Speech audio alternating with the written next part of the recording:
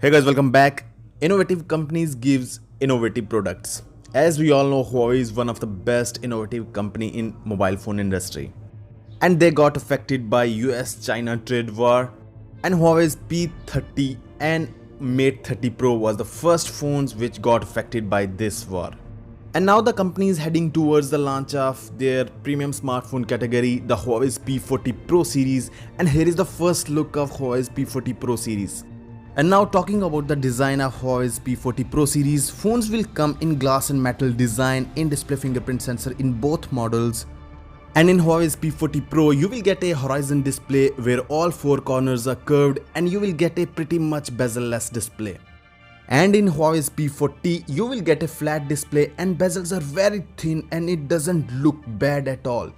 Now looking at the back of Huawei's P40 series, you will get a rectangular shaped camera setup where you will get 5 cameras in Huawei's P40 Pro, while in Huawei's P40 you will get 3 cameras in that rectangular camera setup. And this rectangular camera setup at the back of Huawei's P40 series looks similar to Samsung S20 series. And now at the front of Huawei's P40 Pro series, you will get a punch hole camera setup at the top left corner of the phone, where you will get 3 lenses in Huawei's P40 Pro, while in Huawei's P40 you will get 2 lenses. And this setup is very much similar to Samsung S10.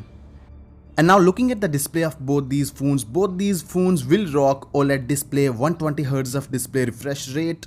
But there is a difference in the size of both these displays. In Huawei's P40 Pro, you will get a 6.5 to 6.7 inch display, while in Huawei's P40 Pro, you will get a 6.1 to 6.2 inch display.